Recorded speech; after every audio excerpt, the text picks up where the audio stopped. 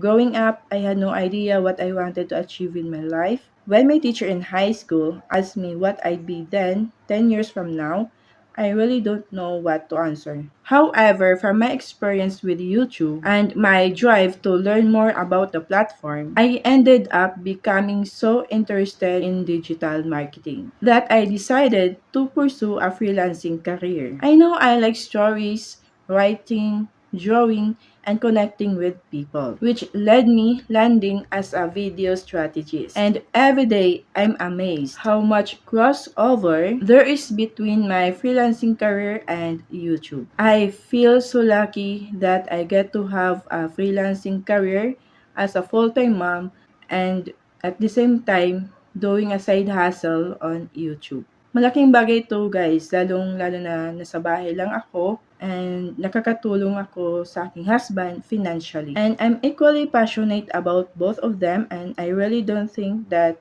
I would have stumbled upon my dream career if it wasn't for YouTube.